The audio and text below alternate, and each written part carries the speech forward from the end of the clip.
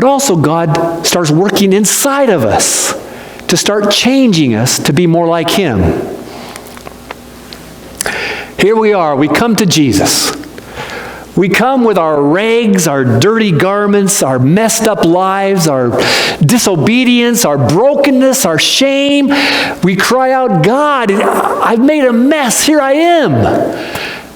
But He puts His robe on us. He says, you're my child. I love you.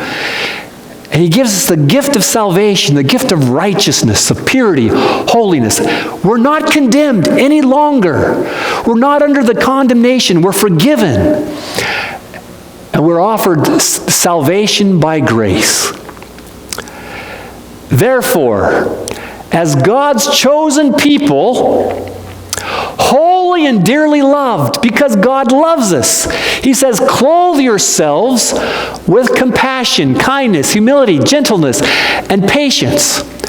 Now, He says we should start putting on some garments to live like Him. Some garments of compassion, kindness, humility, gentleness, and patience. We should start growing to be more and more and more like Jesus.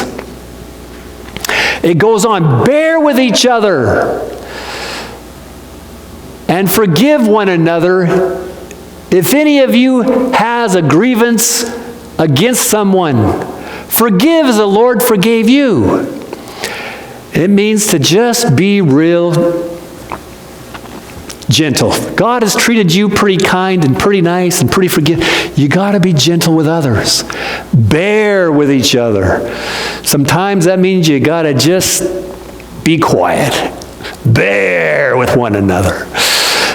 You got to just bear and just endure with one another and forgive one another. If any of you has a grievance against someone, forgive as the Lord forgave you. And we know that God has forgiven us, so we need to forgive others. And over all these virtues, put on love, which binds them all together in perfect unity. Love, love, love. Christianity is a love movement. And with this virus spreading the world, we of all people can spread a little love. The virus of love, hope, and courage that God is still with us. John 13:35, by this all will know that you are my disciples if you have love one for another. I like this in Ministry of Healing. It says the strongest argument in favor of the gospel is a loving and lovable Christian. What a witness. And then Colossians 3:15 says, let the peace of Christ rule in your hearts. Since as members of one body, you are called to peace, and be thankful. Be thankful. God's going to give you peace. In the midst of this storm of COVID-19, may we be people of love, people of peace, people of service.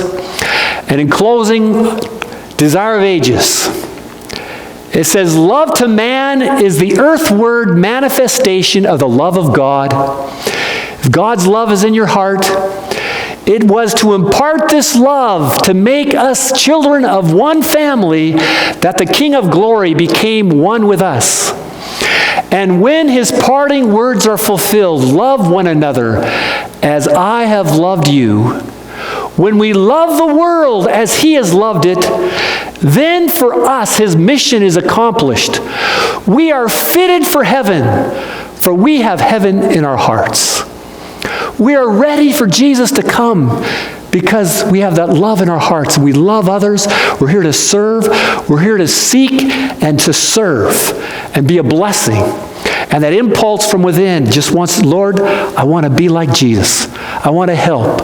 I want to be a blessing. I want to serve one another. How can I be a servant to humanity? And we have heaven in our hearts. Because all of heaven, all we're going to do up in heaven is just serve one another. It's happy because everybody's serving. So, that's my sermon today.